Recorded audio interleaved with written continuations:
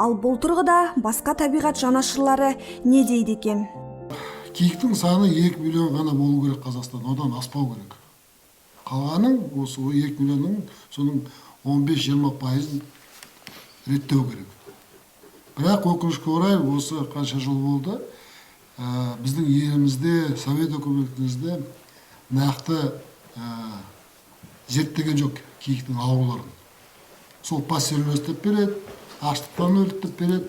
Бірақ оны зерттеу үшін оны неден бастау керек? Оны суды зерттеу керек, шөпті зерттеу керек, жерді зерттеу керек. Оның бәрі байланысты. Себебі білесіздер, астынан жаңбыр жауғанда ептеумен қосыла келетін шығар. Оны зерттеу үшін оған бір 5-10 жыл керек. Оны бәрін білу керек. Оны салыстырып отыру керек. Жылға қандай келген. Сосын шөптің өзі зерттеу керек. Ол деген мен айтып отқаным, мен оның көзімен көрдім. ақш-та болғанда, Америкада болғанда. Олар бүкіл жаны ауыр болса, оны зерттейді. Бірнеше жыл зерттейді. Себебі, ол жерде жануарлар көп қой. Себебі олар сақтап отыр. Білу керек.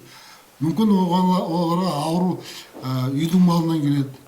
Кім біледі оны? Оның бәрі ешкім зерттеп отқан жоқ. Бізде өкінішке орай бүкіл осы ғылыми институттары біреуде дұрыс жұмыс істемейді. Себебін білесіздер, өкіметте ақша жоқ. Ақша бөлінбейді. Енді бұл ақша бөліну үшін, бұны ақшаны бизнесте бар. Бизнес осыдан пайдасын көрсе, сол кезде ресми түрде осы тапқан ақшадан финансирование жасап отыру керек. Институттар сол кезде оның бәрін зерттеп, сол жерде ақша болады. Бірінші рет 2015 жылы Америкада болдым, үлкен конвенцияда болдым. Как раз не болды ғой, осы киік қырылған кезі. Сол кезде маған соның Американың азаматтары, аңшылар маған келіп сұрақ қойды. Біз Қазақстанға көмек көрсетейін деп едік. Біз сендерге көмек көрсетеміз, біз сіздерге ашылыққа келейік деп едік. Киік атуға деп, абықын атуға деп. Олардың қалай ойлайды? Біз оған барып пайдалансақ, ақшасын төлесек, сонда ол сақталады дейді. Ашылық деген ол сақтау деген сөз. Бүкіл мемлекет, дамыған мемлекеттер осы ашылық әдісімен өзінің жануарларын сақтап отыр. Енді міне бүгін халық пайдасын көрсе, дұрыс заң шығарса, міне айтарым, тағы айтарым қосымша. Бүкіл әлемде ресми түрдегі аңшылық өте арзан, бағасы төмен. Ал заңсыз аңшылық өте қымбат. Міне Канадада болдым мен. 3 күннің балық аулауға лицензиясы заправкадан сатып аласың. $18 тұрады. Ол мен шетелдің азаматымын.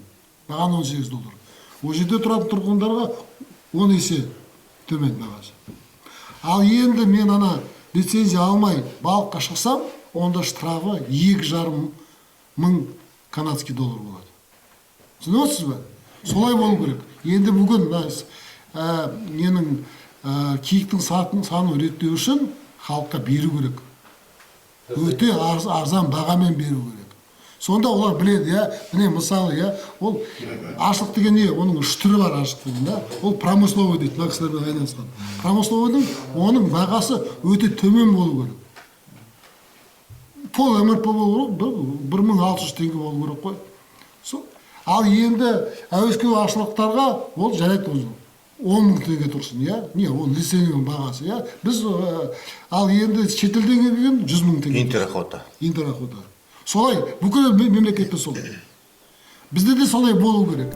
Қышта аңшылық дұрыс жолға қойылған, әр аңның санына лимит қойылады.